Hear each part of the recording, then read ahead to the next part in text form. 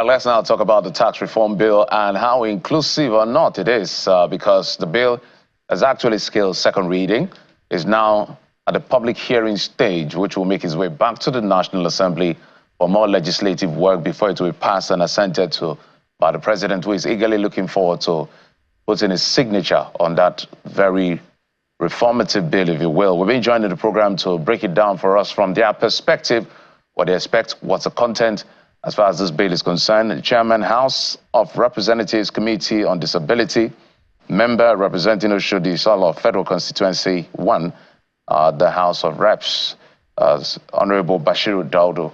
Also joining us is the CEO and founder of TAFAfrica, Mr. Jacob Pele, who is joining us virtually from Abuja. Gentlemen, thank you so much for coming on the program. Thank you so much. All right, Mr. Daudu, let's begin with you. We're now at this particular public hearing stage, but would you say that the progress that has been made so far with this bill, juxtaposing that with issues around disability and all of that, is because of the quote-unquote the intervention of the Governors Forum on what they would love to see in the bill, and that is why we're here where we are now? I think that this is actually a teachable moment, for Nigerians to see how our bills are made by the National Assembly. It's taking its natural course. What it means is that the executive presents a bill, and this is deliberated in the House. Like you said, there has been readings, and is now being referred to public hearing, which we are dedicating a couple of days to deal aggressively with that. So after the deliberations, of course, there will be input from civil society for amendments in the House. Then it's going to go to vote. Eventually, when it's passed, it's signed by the president. So it's important for our folks to know that this is a normal process. Having said that, from our own perspective in the disability community, we think that the current bill has gaps which do not address the concerns of persons with disability. We also think that the reform still needs to be tweaked here and there, and that is the whole essence of doing a public hearing and amendments. The way we're looking at it is that we know that there are over 35 million Nigerians who are persons with disability. And we think that the situation deserves very specific and unique special situations. What does this mean? That means that we are looking at this reform in terms of how does the government, treat its vulnerable people.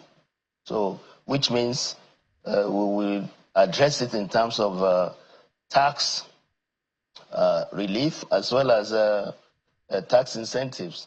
So that's my overview of that. It's inclusive enough. I think this process is going to make it more inclusive. That is my answer to your question. Thank you. All right, Honorable Daudu, just to put those figures in context yet again, the 35 million people living with disability in Nigeria, can you give us a spectrum? Because when people hear disability sometimes, what comes to mind is quite different. So give us a spectrum of the disabilities captured in that 35 million. Then we'll, of course, push it to other things, but I wanted to situate that data properly for people. Yeah, that's actually very important. Thank you very much, because this is one of the opportunities to have more awareness. It also helps us to make our folks to be aware of the disability law. Yes, disability has clusters, but significantly, if you are certified as a person with disability by a doctor, and then you get a disability certificate, and you are captured in the data. The data is an ongoing thing. That is also relevant from your previous discussion about identification, because we're also interested in that persons with disability are captured, so we can accurate data. Now, disability has clusters. So we have the visually impaired, we have the physical challenge, we have intellectual disability, and so on and so forth. That is the way we will look at it broadly, so that our folks can understand that that's what it means. We're talking about, some people will even say that we're more than 35 million in the disability community. But because a lot of our folks, the persons with disability, live in rural areas, and they are sometimes hard to capture. That is part of what this process is going to enable us to do. Yes, it can be challenging putting into clusters, but that is an effort that the community is trying to do so we can have a more accurate data. Thank you for the question. All right, great. So let's speak to some of the other intricacies. And this conversation is meant to make a case for the people that most times are sort of forgotten. You just pay attention to, oh, okay, this is majority, what the majority is saying, but you forget that there's actually another majority in the seeming minority in that sense. But there have been thorny issues with this tax bill, and I wonder for you, first, where your own issues, where they stand in the ratings of what's most important, right? And sitting through that, the public hearing, what could you glean? Did you glean that this will be an easy sale, or it will be a very tough one for us to agree on as a nation? Yeah, I think the act of making a bill is usually challenging. This is not unusual. It was just that we needed to be a little more patient to get to this point. But getting to this point now, we can see that it's going to take its natural course, which means that Nigerians will be able to come to the public hearing and present the input. And the bill is actually going to be better. Would you say what has been presented is perfect? No. Actually, there's no a perfect bill. From the perspective of inclusion, we think because of the unique situation of the disability community, we should look at on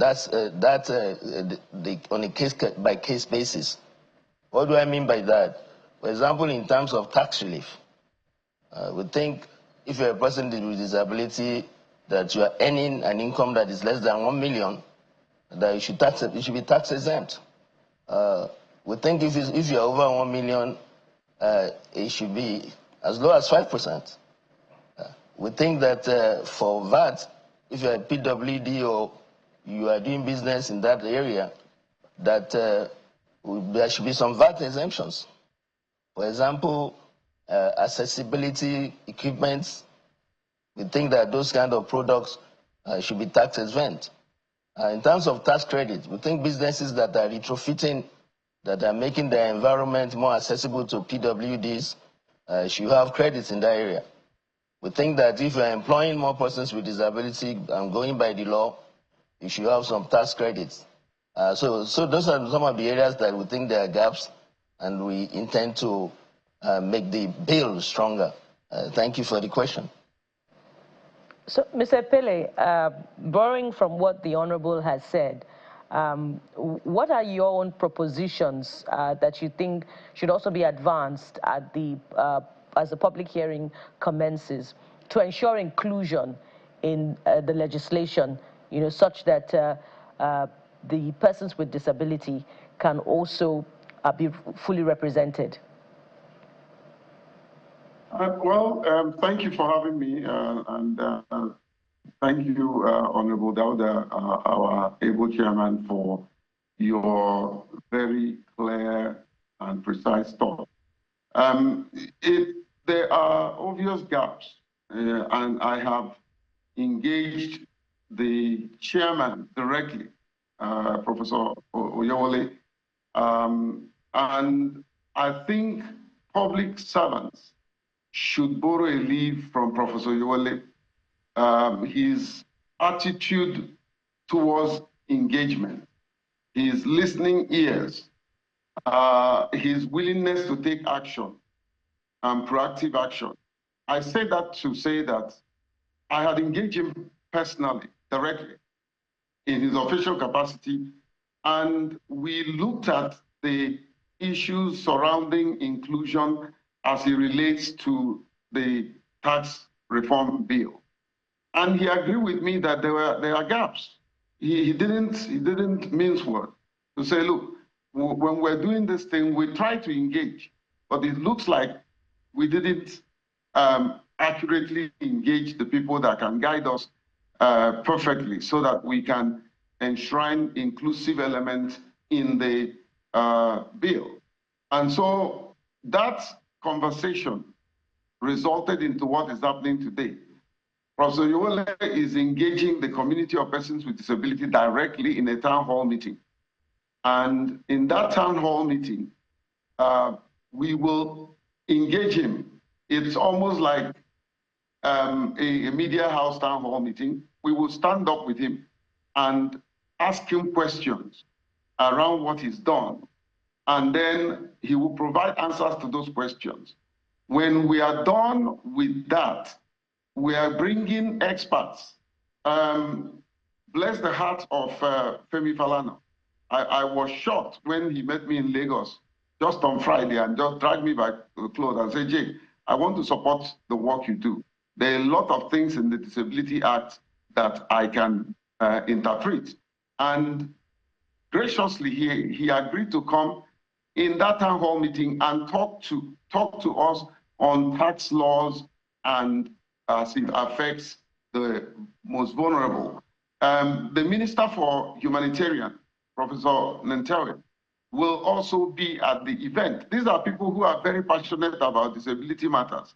And we see that opportunity to engage not only the chairman, but the entire committee and show them the gaps. Now, what are the gaps? One, you know the complexities of, filling out tax papers, and even though they're going to be online, even online, if you don't provide accessible format, the persons with disability will not participate. Not only some of us are asking for tax incentives and rebate, however, there are also some of us who can pay tax. I pay tax. So how do we access the portal so that it will be accessible to the blind, to the deaf, to persons with albinism, and so on and so forth? So you're talking about that. You're also talking about the private sector and the distribution of this tax, the dividends of this tax. How will the person with disability benefit from the tax incentives and all the tax, the various elements of that tax that will go to the most vulnerable? How do we benefit from it? How can they know who should benefit from it if they don't engage the community? So these are some of the things we want to do. Now, the highlight of this is that we will produce a recommendation that will be handed over to Professor Yowole, and we carry the same recommendation to the public hearing and hand it over to the lawmakers. Beside the recommendation, Dr. Dauda, who is doing an amazing job. I think this is the best chairman of disability community we've ever had, disability committee we've ever had. Now, he on the sideline are looking at the laws and following the processes by which he can submit it to his colleague, and it will be enshrined in the laws at the end of the day. Because sometimes public hearing, yes, recommendation, yes, they don't take those things serious, But when you put it in the language that they understand and ensure that the clauses meet their required standard, then it will be admitted as part of the document. This is some of the things that we're doing. We are looking at... Just a moment before I let you go. So you said a couple of things. Besides the ease of being able to fill out forms and all of that, and ahead of the perhaps private or public hearing that the committee may do with persons with disability that will have some of these distinguished personalities you've called, what other provisions maybe you can share with the public besides the exemptions that you think that should be included, which is perhaps my colleague's question in specific? Well, I think the provisions of actually drilling down and incentives that will be beneficiary to the community from the public and the private sector. You know, we talk about incentives, and sometimes it's in a blanket form. We want to know numbers. We want to know how. We want to understand how the system will capture this thing. And Honorable was talking about the number of persons with disability. You know, all of us are just guessing. We are all guessing. And that's why we need to invest in accurate data of persons with disability. We don't have accurate data of persons with disability. 35 million is guesstimate. You know, we may be much more than that. And that's why we need to invest in accurate data. I was in Lagos, and I was privileged again to meet my friend, the head of the Nigerian Bureau of Statistics. And we started talking around that. So we need to know, how will this incentive by law be administered? Thirdly, how are we going to, what is the assurance that persons with disability will be part of the administration of this law? This is very important, and this is through inclusion. If you don't include us, the committee has made one or two mistakes, which Oyewole admitted. That's why he's holding the town hall meeting. By the way, the committee is paying for it. And I didn't want them to go anywhere other than Hilton, because that's where they take governors and every important person. We are also important. So I insisted, and he approved that he will host this town hall meeting today by 9 o'clock at the Hilton. All right. Thank you, Honorable Mr. Pele. Data gathering is good to determine, the distribution of the peculiar types of disabilities within the community itself. But it could also lead to significant information about those who are economically empowered and those who are not. This is for you, Honorable Dauda.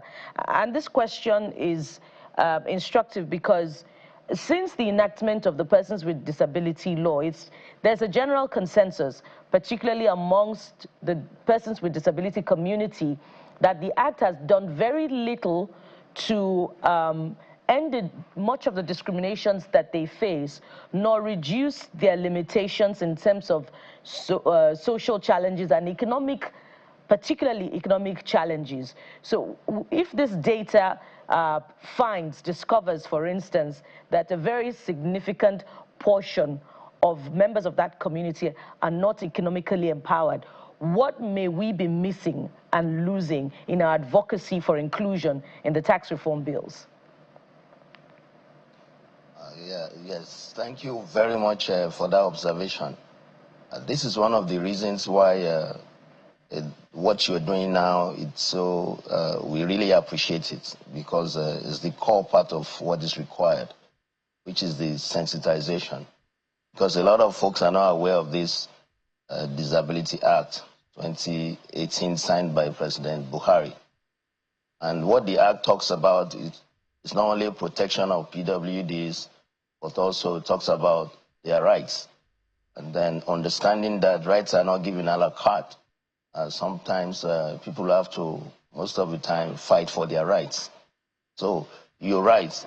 What about the implementation? To start with, the Act provided for a 5-year moratorium to allow businesses to adjust. Because if you're saying that there's a law of the land today that every person that is PWD must be able to access public buildings. If you're saying that anytime there's recruitment, nothing less than 5% of Nigerians should be recruited, and you're talking about inclusion in all facets of life, it needed time, which was provided by law. Now, since the moratorium is over, the other issue relating to this act is about domiciling the act. And I will seize this opportunity to apply to actually appeal to our governors, that the governors that have not domiciled the laws, please, we would like that you domicile the law in their states. Because what the law also provides for is that there must be an agency for persons with disability, which is the commission. That's available on the federal level, but it's saddled with the implementation of the law. That is the duty of the commission. But in this same law, it didn't provide for strong instruments for them to prosecute offenders. And believe it or not, for folks that for this particular large community, the budget was really small for that commission to operate. The budget does have a little over 2 billion naira to do this kind of work we're talking about. So they don't have the resources for enforcement. That's part of it. The other part is legislation. But on the part of the National Assembly, we have been at the floor of the House, moved several motions for enforcement and compliance. And that is actually going on now, at least within our purview. We're talking about the NDAs. And that is also going to be going on for some time. Yes, it's very challenging, but that's not something that we're going to give up on. It requires all of us to participate in this process. But I'm with you that it's justifiable that the community is feeling like that. If right now you are a person on wheelchair and you can't still access public buildings, it's really a sad story. So hopefully this trend will continue to go on. One thing on that, still on the tax reform, which can be tied down to your question, is that there is a social protection part of taxation also. For example, what about the sharing formula? We've seen the bill. We've seen how it's going to be shared. But do you know that there's actually a vulnerable trust fund, which is not funded? And we have asked to have the disability trust fund, so that if this is funded like UBEC, like all these other agencies, the commission will have a lot of funds to implement the act. Thank you for your observation. I think on our own part, we will not relent. But the main challenge is to have a very effective and functional commission for persons with disability. I appreciate your question. Right, and I just want to tie this to the drive by the government, the revenue generation drive, right? So how would you balance that? Because on the one hand, and this is for Mr. Pele, on the one hand, this government is very aggressive about generating revenue for obvious reasons, right? If you want to achieve a lot of things, we need more money. Now, the way that the monies are expended, the efficiency and all of that is another conversation. But this government is quite clear on the fact that it's trying to drive revenue generation. So how do you see some of these rebates, perhaps exemptions, some of these proposals you have? Do you see it impacting on the government's revenue generation drive positively or negatively, Mr. Pele? Currently, I would say positively. Positively because some of the revenues that will come from these incentives and savings can actually be reinvested. You know that the Ministry of Humanitarian has this social investment program, that is ongoing. And I believe that the current administration in Ministry of Humanitarian are very honest and straightforward and are working hard to ensure that the social investment program is redesigned, redirected, refocused, and more productive. So it's an opportunity. There is also a business side of our advocacy and agitation, because where there are good tax incentives and all that, you will find that manufacturers of devices, manufacturers of wheelchair, manufacturers of magnifying glasses may be coming into the country. There are local production, there's no doubt, local producers and production, there's no doubt. But we need more robust, more, a little bit more modern production of these devices and wheelchair. I know that in the country, the wheelchair we produce are still manual. How about electric wheelchairs, which is very expensive, going into millions, So what we are saying in effect is that as much as we are asking for incentives and all that, we also have economic potentials, bearing in mind that when these investors come, they will employ labor, they will eventually pay taxes, even though it will be rebated, so that there's a huge, so in direct answer to your question, Kayode, it will impact positively because the same thing will go back to the most vulnerable and bring them out of poverty. But we are the watchdog of the process. We will keep watching and we will hold those that we need to hold accountable, and we ensure that implementation. The greatest problem, the greatest headache I have is implementation. We have very good laws, we have very good intention, but the action should be on implementation. Implementation is still something we are grappling with. But I mean, with what is happening now, the level of transparency that I'm seeing within the space where I work, I'm not saying every government level is transparent, but within where I work, I am hopeful. Okay. I am very hopeful. I mean, Mr. go ahead, sir. Apparently, what you said quite apt, and of course, I'm sure the authorities are listening to make sure that implementation, which is not just within your space, is literally everywhere. Beautiful pieces of legislation, some we don't even know exist, but implementation has always been the bane of the bone of contention. But we must thank you so much, and we hope that this pans out for everybody fairly well at the end of the day. Jacob Pele is the CEO and founder of TAFAfrica. Mr. Bashiru Daudo is the Chairman House Committee on Disability Matters. He represents Oshodi Sol of Federal Constituency 1 at the House of Reps. Gentlemen, thank you, and we appreciate you. Thank you for having us, and thank you, Patrick, for the opportunity. Thank you, the team at the Morning Brief. Thank you, sir. So we'll take a quick break now. When we come back, we'll get to the very next leg of the conversation. Join us again.